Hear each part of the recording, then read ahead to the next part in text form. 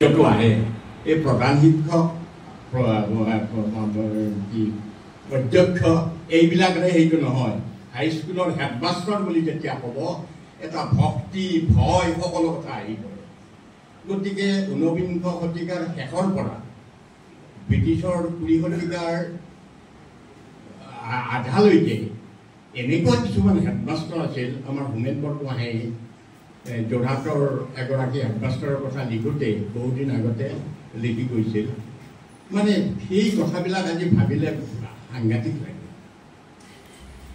তেনেকৈ নলবাৰী স্কুলত এইকেইগৰাকী প্ৰধান শিক্ষক জয়দেৱ শৰ্মা মণিকান্ত দাস ইন্দ্ৰেশ্বৰ বৰঠাকুৰ আমাৰ পিতৃদেৱ শৰৎচন্দ্ৰ শৰ্মা জয়দেৱ শৰ্মাৰ ছাত্ৰ মণিকান্ত দাসৰ ছাত্ৰ আৰু ইন্দ্ৰেশ্বৰ বৰঠাকুৰৰ ছাত্ৰ তেওঁলোকৰ ইংৰাজী সেইসকলৰ ইংৰাজী এই জেনেটিক্স ব্লাডৰ হেৰিটো যেনেকৈ পৰিয়ালত পৰি যায় সেই কথাবিলাকো এইসকল হেডমাষ্টাৰৰ তাত পৰি গৈছে তেওঁলোকে যেনেকৈ শিকাইছিল সেইবিলাকে সেই শিকা সেই ইংৰাজী শিকাইছিল তেতিয়াৰ দিনৰ নেচনেল গ্ৰামাৰ তেতিয়াৰ দিনৰ হিমচন্দাস ষ্টাডি অফ ইংলিছ গ্ৰামাৰ এইবিলাক তেওঁ নেচনেল গ্ৰামাৰখন মুখস্থ গোটেইবিলাকৰ কিতাপখন চাব নালাগে কোন পৃষ্ঠাত কোনটো আছে নেৰেশ্যন ক'ত আছে এনালিচিছ ক'ত আছে ফ্ৰেজেশ্যন ৱৰ্ডছ ক'ত আছে এইবিলাক পৃষ্ঠাই পৃষ্ঠাই এনেই কৈছিল গতিকে সেইবিলাকৰ ছাত্ৰই সেই ছাত্ৰবিলাকেও হেডমাষ্টাৰ হৈ যিটো প্ৰজন্মক শিকাইছিল তাৰে এটা সৌভাগ্যবশত আমিও এজন ছাত্ৰ আমাৰ ইংৰাজীও সেই তেওঁলোকৰ সেইজন আজিকালিৰ সুন্দৰ একেবাৰে এটা কাউচৰ ভিতৰত ৰাখি যি ইংৰাজী লেখে আমাৰ ছোৱালীহঁতে যি ইংৰাজী লেখে সেই ইংৰাজী আমি লিখিব নোৱাৰোঁ আমাৰ ইংৰাজী সেই তাহানিত দিলোঁ তাত কণ্টেণ্ট থিম এইবিলাক থাকে ফ্ৰেজ থাকে ইডিয়মছ থাকে কিন্তু আজিকালিৰ ইংৰাজীয়ে শব্দৰ সুন্দৰ সুন্দৰ শব্দৰ বাহাৰত থিমটো ক'ত গ'ল আমি আজি গম নাপাওঁ বহুতবাৰ পঢ়িব লাগিব দৰকাৰ হ'লে ডিক্সনাৰীও মেলিব লাগিব গতিকে সেইটো আছিল যুগ সেই যুগৰ জয়দেৱ শৰ্মা হেডমাষ্টাৰ এই ইংলিছ গ্ৰামাৰ এণ্ড কম্পজিশ্যন এছে এইবিলাক লিখিছিল সেই ইংৰাজী আমি বহু দিনলৈকে সেইবিলাক পঢ়িছিলোঁ গতিকে তেওঁলোকৰ জয়দেৱ শৰ্মা প্ৰকৃত হেডমাষ্টাৰৰ পুত্ৰ উপেন্দ্ৰনাথ শৰ্মা আমাৰ ছাৰ গতিকে গুৰুৰ গুৰু তেওঁলোক গুৰু মই প্ৰথমেই সেইগৰাকী জয়দেৱ শৰ্মালৈকে মোৰ লগত কিন্তু মই সৰু আছিলোঁ মই নাম শুনিছিলোঁ আমাৰ পিতৃদেৱহঁতে অনবৰত কৈয়ে থাকে কিবা কথা ওলালে হয় কটন কলেজৰ প্ৰফেচৰৰ কথা ওলাব নহয় নলবাৰীৰ হেডমাষ্টাৰৰ কথা ওলাব এইবিলাক তাহানিৰ দিনৰ ঐতিহ্য আজি আৰু ক'ত কম এই জোৱালৰ সাধুৰ নিচিনা উইণ্টাৰ ষ্টেলৰ নিচিনা সেইবোৰ সাধু আছিল গতিকে সেইবোৰ আজি আৰু ক'ত কম আমাৰ এই বিয়লি বোলা সেইবিলাক কথাই মনত পৰে আৰু ক'বলৈ মন যায় গতিকে এই জয়দেৱ শৰ্মাৰ গোটেই এটা বৃহত্তৰ পৰিয়ালৰ এই এমুঠি তৰাৰ জেলবিলাক লৈ আজি আমাৰ এই সন্মিলনত সঁচাকৈ আমি আনন্দিত হৈছোঁ আৰু ৰঞ্জন শৰ্মাই বঢ়িয়াকৈ এই কথাখিনি কৈছে তেওঁলোকৰ সকলো কৈছে মোক যে আজি কিন্তু মানুহ হ'ব যে গোটেইখিনি আমাৰ হেৰিত আহিব আৰু সেইটো যেতিয়া মই এই গ্ৰন্থখন সম্পৰ্কে মোকে দিলে উন্মোচন কৰিব বেছি কথা নাই আজি গান বন্ধনৰো বহুতখিনি আছে মোৰ সতীৰ্থসকলৰ ক'বলগীয়া আছে মই প্ৰথমেই কৈছোঁ যে গল্প এইখন গল্পকাৰ বুলি কৈছে অঞ্জনী শৰ্মাই গল্প লিখিছে গতিকে গল্পৰ কথাটো ক'বলৈ গ'লে বহুত কথা গল্প আধুনিক কালৰ এক অপূৰ্ব শিল্পকৰ্ম যদিও গল্প মানে পুৰণি কথা লোকসাধুৰ পৰা সাধুৰ পৰা গল্প এইটো বিশেষকৈ আমাৰ ভাৰতবৰ্ষতেই সমৃদ্ধ হৈছিল আৰু অকল লোকসাধু কথাই নহয় আমাৰ ইয়াত ধ্ৰুপদী গল্পও আছিল বৃহৎ কথা কথাকৰি সাগৰ ইত্যাদি যিবিলাক সংস্কৃত আছিল আমাৰতো ঐতিহ্য আছেই সেইবিলাক কিন্তু তাৰ পৰা বহুত আঁতৰি আহিছে বৰ্তমানৰ গল্প সাহিত্য কথা সাহিত্য আৰু সেইটো ঘাইকেই আমাৰ পাশ্চাত্য জগতৰ সৃষ্টি গল্প সাহিত্যত যদি পাশ্চাত্যৰ কথাও কোৱা যায়, ইউৰোপৰ কথাই কোৱা যায়, তেনেহ'লে ফৰাচী আৰু ৰাছিয়া, ফ্ৰান্স আৰু ৰাছিয়াই গল্পক অতি ওপৰলৈ তুলি নিছে। আৰু আজিলৈকে দুগৰাকী গল্পকাৰৰ নাম আমাৰ সদায় থাকিব বিশ্বত। এইটো সনাতনী সংজ্ঞা বদলি থাকক গল্পৰ, কিন্তু এই দুজনৰ গল্পৰ কেতিয়াও ম্লান হৈ নাযায়। কি হ'ল ফৰাচী সাহিত্যৰ মোপাছা আৰু ৰাছিয়ান সাহিত্যৰ চেকভ। গতিকে আজিলৈকে আমাৰ গল্পকাৰসকলেও মই প্ৰথমে এই কথাটোকেই কৈছোঁ যে ভাল সাৰ্থক গল্প লিখিবলৈ হ'লে মোপাছা আৰু চেকভ এই দুজনৰ গল্প মাষ্ট অন্ততঃ যাৰ সাধনাৰ চৰ্চা থাকে। আজি এটা কথা যে সমুদায় গল্প কিন্তু মোপাছাৰ গল্পসমূহ এতিয়ালৈকে অসমত অনুদিত হোৱা নাই, হৈছে কিছুমান হৈছে। আৰু নলবাৰীৰ পৰিয়াল আমাৰ অনুপমা ভট্টাচাৰ্যই মোপাছাৰ গল্পৰ অনুবাদ কৰিছে। ডক্টৰ মহেন্দ্ৰ বৰা ছাৰে দেখে বিশ্বৰ গল্পৰ এনেকুৱা এখন ডাঙৰ গল্পৰ এইবিলাক অনুবাদ কৰিছে, কিন্তু সম্পূৰ্ণভাৱে হোৱা নাই। চেকভৰ গল্প গুৱাহাটী ইউনিভাৰ্চিটিৰ তাহাৰী দিনৰ ছেক্ৰেটাৰী অনিল কুমাৰ শৰ্মাই কৰিছিলে। গতিকে এইবিলাক গল্পও আছে, অনুদিত গল্পও আমি পঢ়িবলৈ পাম। কিন্তু গল্পকাৰসকলে চেকভ আৰু মোপাছাক বাদ দি মানে অধ্যয়ন নকৰাকৈ থকাটো ঠিক নহয়। সি যি হওক, গতিকে গল্পৰ সংজ্ঞা আমাৰ সাহিত্য, সৃজনশীল সাহিত্যত আজি অন্ততঃ আমি সংজ্ঞাৰে কাকো আবদ্ধ কৰিব নোৱাৰোঁ। ই কবিতাই হওক, উপন্যাসেই হওক, গল্পই হওক বা প্ৰবন্ধৰেই হওক। কিন্তু তথাপিও এই গোটেইকেইটা মাধ্যমৰ ভিতৰতে গল্প কৰ্মটো, গল্প নিৰ্মাণ কৰা কৰ্মটো আটাইতকৈ কঠিন কাম।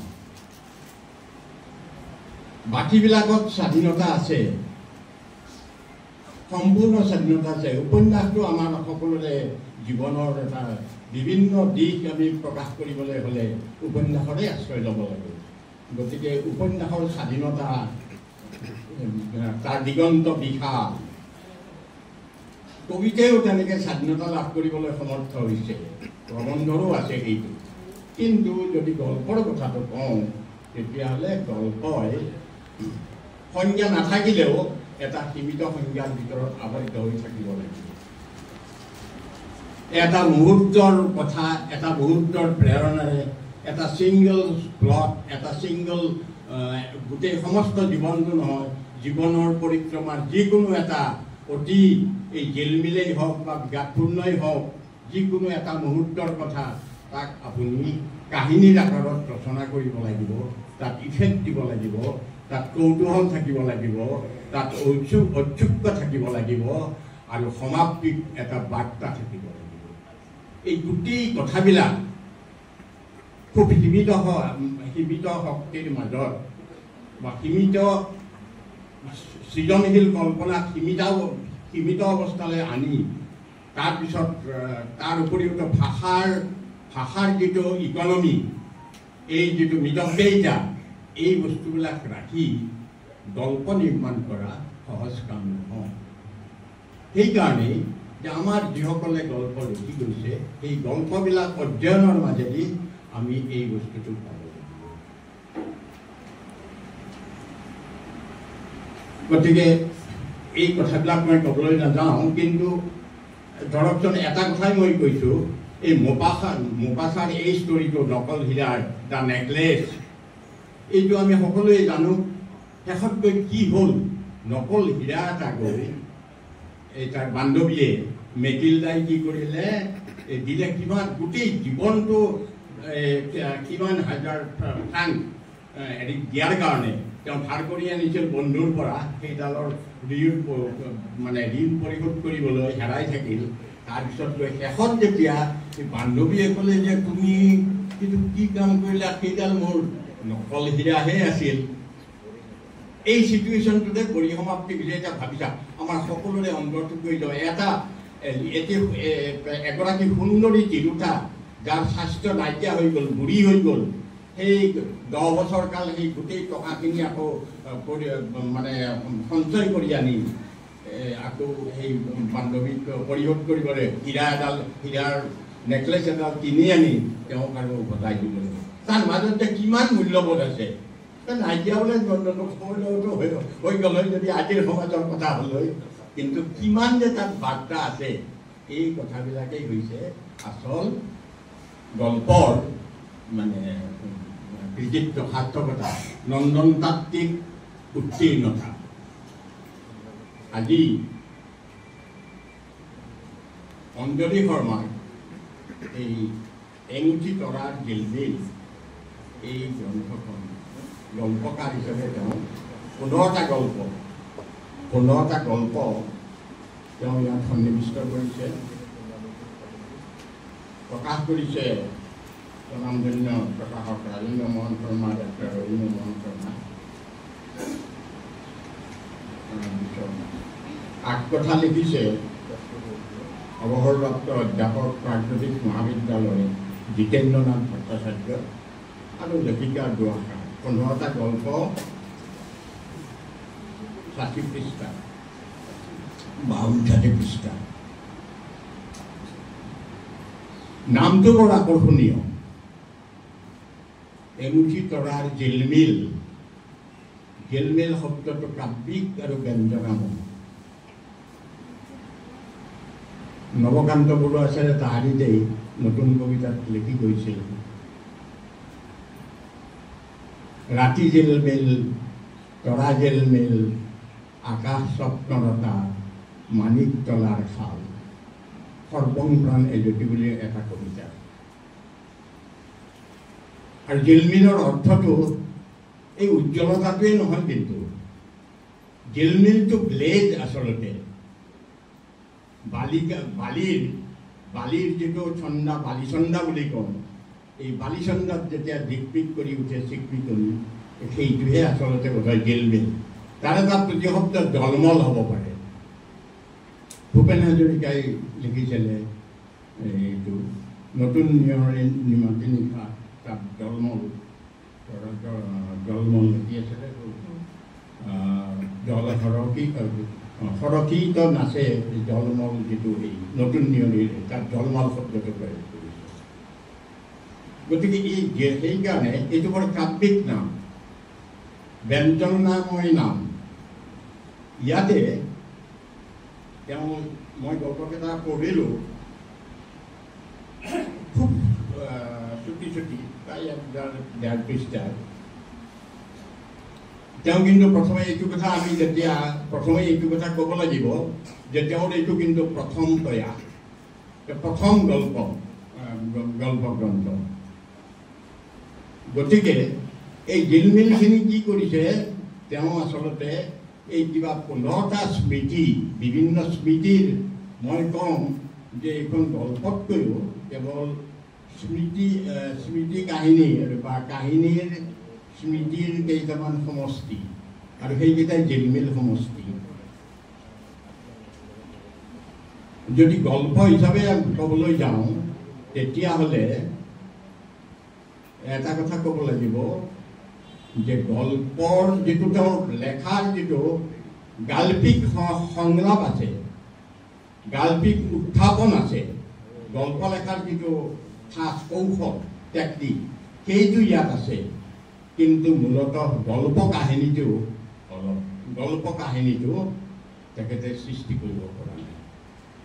সুন্দৰ থিম, সুন্দৰ কনচেপশ্যন, আৰু সেই স্মৃতিৰ মাজেদি তাত গল্পৰ অন্তত বিশেষকৈ যিটো থিমেটিক এলিমেণ্ট, প্লট এলিমেণ্ট, এটা সুগঠিত কাহিনীৰ সেইখিনিত অলপমান দৌৰ্বল্য আছে। কিন্তু বাকী গোটেইখিনি তেওঁৰ সংলাপ অতি সুন্দৰ, সাৱলীল সংলাপ। সঁচাকৈ যেন এটা খুব ভাল গল্প লিখিবলৈ আৰম্ভ কৰিছে সেইটো আছে, আৰু কৌতূহলটো তেওঁ সেই লেখাখিনিৰ মাজেদি নিবলৈ চেষ্টা কৰিছে।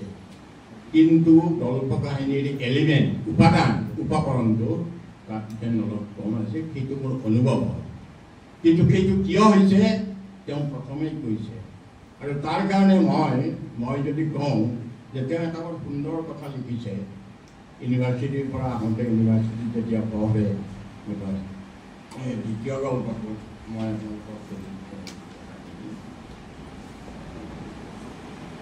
নিৰ্মল পৰাপাত বনি এটা কথা লিখিছে বৰ সুন্দৰ লিখিছে যে যেতিয়া হেৰি আহে নিৰ্মল বাইদেউ এইটো ইউনিভাৰ্চিটিৰ পৰা আহে সেইখিনি সময়ত যেতিয়া বৰষুণ পৰে ধৰক এনেকুৱা সময়তে বৰষুণ পৰে ইউনিভাৰ্চিটিৰ এই কৃষ্ণচূড়াৰ গছেই হওক প্ৰকৃতিৰ গছেই হওক এই গোটেইখিনি যে সেউজীয়া হৈ যায় গ্ৰীণ এটা হেৰি পৰে জিৰ জিৰ শব্দ এই যিটো সুন্দৰ এটা পৰিৱেশ এইটোৰ কথাতে বোধহয় নিৰ্মল প্ৰভা বাইদেৱে লিখিছিল যে বৰষা ঋতু ভাল পাওঁ মই শ্ৰুতি আছে তাৰ এই বাক্যখিনি ইয়াত দিছে গতিকে মই এতিয়া এইখিনি ইয়াৰ পৰা কোট কৰি মই ক'ম যে তেওঁৰ এইটো গল্পৰ সুন্দৰ এটা অৱয়ব কৰিছে প্ৰতিশ্ৰুতি আছে তাৰ এই প্ৰতিশ্ৰুতি তেওঁ তাৰে কাৰণে এইখন যদি প্ৰথম গল্পগ্ৰন্থ হয় এই গল্পগ্ৰন্থখনৰ মাজেদি তেওঁ ভৱিষ্যতলৈ গল্পৰ আগবঢ়াই নিব লাগিব এইখিনি ঠিকেই আছে তেওঁৰ আৰম্ভণি উত্থাপন সম্পূৰ্ণ গাল্পিক